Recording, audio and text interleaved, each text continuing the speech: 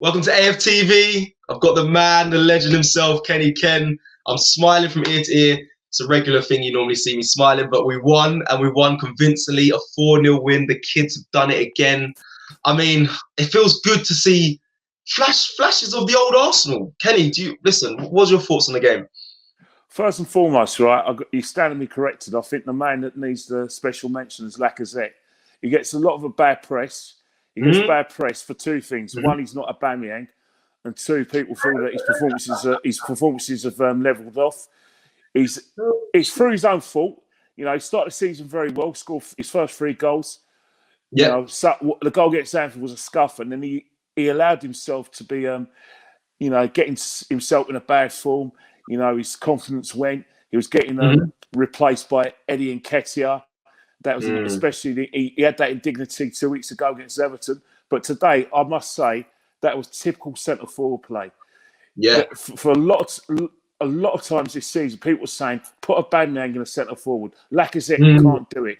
Let's let the goal scorer go in centre forward. And I always say that with a player like Aubameyang, he can only play centre forward if you have the creativity, a midfielder like maybe a Smith Rowe, or you have wingers putting crosses in, creating chances from the wings. And we don't have those sort of players. So for me, Oba's best positions on the left. Today, Lacazette showed why it was harsh to drop him against Brighton, even though he scored a goal. And it showed why he's, on his day, he's our best centre forward. And I don't mean in terms of scoring goals. I'm talking about play. Everything else.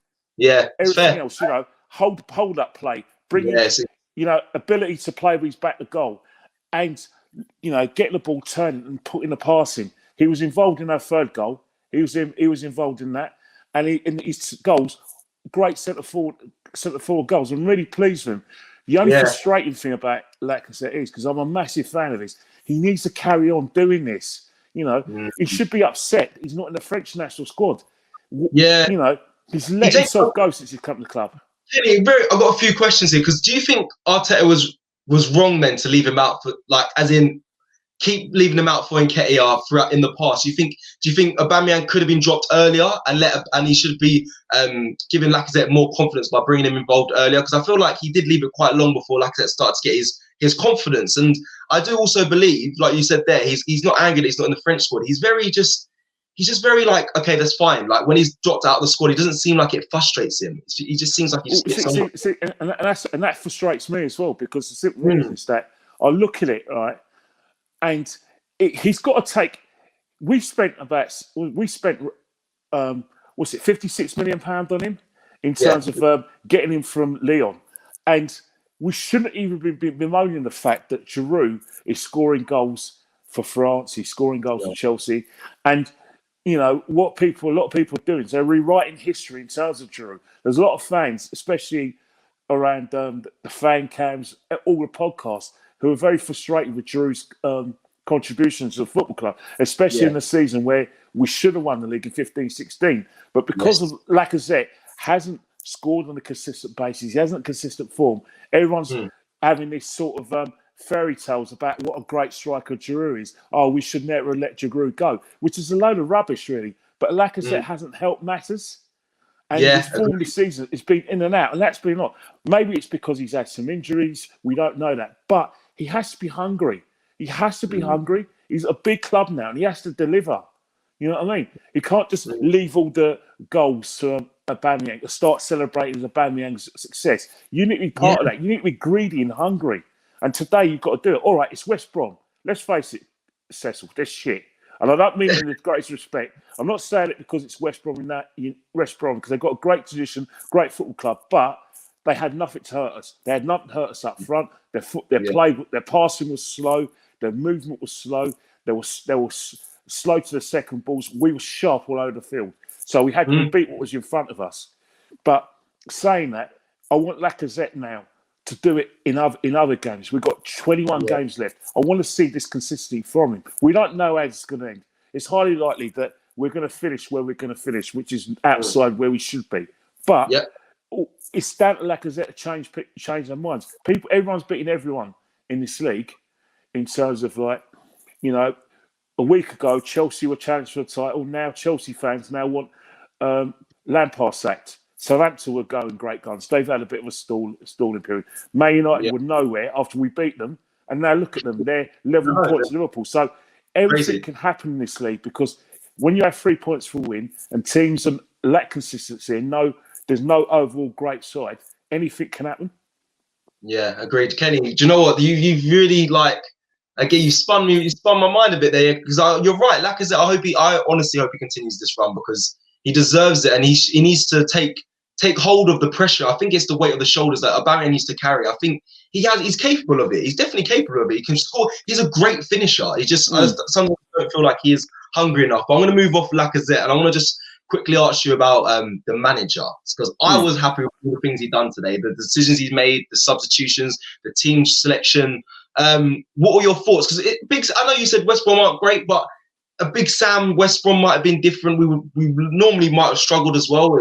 I'm not going to blame the snow, but it probably suits Big Sam more than it would suit us, a physical side and being able to pump the ball into our half and put us under pressure. But we dealt with it so well and we played good football. What was your thoughts? Yeah, the manager. What was your thoughts on the manager of how? That's a good question. In terms of the manager picked it for me. I had no complaints with his decisions. In terms of his team selections. You know, Martinelli. He's played a lot of football. You know, he's worked his nuts off for the team. He worked his nuts off against Man City. He worked his nuts off against Chelsea. He worked his nuts off against Brighton. He ran his race. But in terms of Lacazette, it's probably maybe Aubameyang could have been under pressure for his place, but because of Aubameyang's seniority, Lacazette didn't get the nod against Brighton, but he got the nod because he scored a goal. So it was an easy decision to leave that Martinelli. In terms of his team selection in Smith Rowe, you know, he hasn't done anything wrong. You know, he's playing with a lot of confidence. He's given us this little dimension, i.e., he's making the forward pass. You know what I mean? We all know we can pass sideways, but we want the decisive forward pass. Got no problem with that. El Neni was tired. You know, Sabas didn't do too badly. Xhaka got no problem. The problem is that I do understand that in terms of our manager, there's going to be other games which are going to be a lot more difficult. Yeah. So we're looking at we look at Crystal Palace. You saw the Crystal Palace game today. What Crystal Palace? Our next league game is against Crystal Palace on a Thursday the 14th. Now, Crystal Palace have got pace and power. Yeah, Eze, they're going to cause different problems. Sahar. They got Tanzi comes on as well. He creates something. Benteke's in great form. So, plus you've got Ayew as well. So it's going to be a different proposition, which means he may not be in a position to play these kids. He may want something more solid in the team, and that's what he needs to do. I agree. And then you've got Newcastle as well. They've got ball players as well. They're going to be better defensively. They're going to be better on set pieces. So that's where he's got to earn his money. I'm not begrudging his good form because I've been battering him, and you know I've been battering him for a month. And I'll tell you one thing, right? If I've got something to batter Arteta with, I will batter him. But today I can't batter him. But what I want to say about Mikel as well, he needs to earn his money now because they're going to be different games. And he needs to look at the opposition and he needs to look at his players' strengths and weaknesses. Yes, the temptation is play a winning team, play the kids, blah, blah. But there's sometimes you've got to realise, right, we're not in that situation where we're a Liverpool or Man City where we can play the same team all the time because teams are scared of Liverpool, Man City. They're not scared of Arsenal.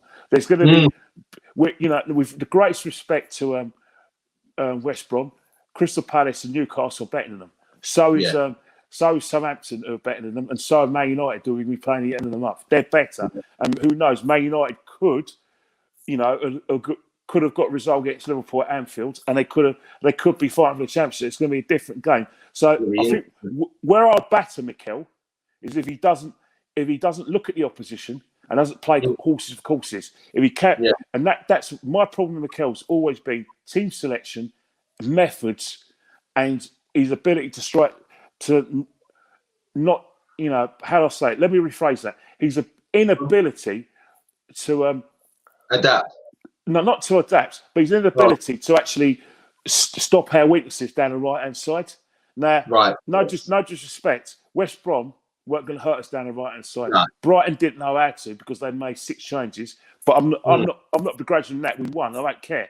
But against teams, I still think that down that right-hand side, there's no balance. You know, he's playing Saka there for now. Pepe doesn't seem to be getting a look in. So Pepe needs to look at himself. I still feel that he's going to be using Willian as well. I know a lot of fans said, why Willian? Why use Willian? That's on the manager. That's where he's going to have problems because the fans are not buying into the Willian brochure. They're not buying into it. They're just about not buying into the Louise brochure. I'm not buying into it. Yeah, I'm not buying into it. The Willian thing is a hard sell for the fans. And I just think, and I know people disagreed with me and said, oh, how can you say his team selection was lucky? But you and I know, had it not been for COVID-19 with Gabriel, Willian, and David Luiz, would those guys have played against Chelsea? Would we have got the same results they played? I'm not saying for 1 minute that Willian's a bad player, but Willian's had his best years at Chelsea Football Club, and it's a shame that it hasn't happened for Arsenal. He hasn't scored a goal, and he hasn't looked like going in assist. But for some reason, Arteta trusts him.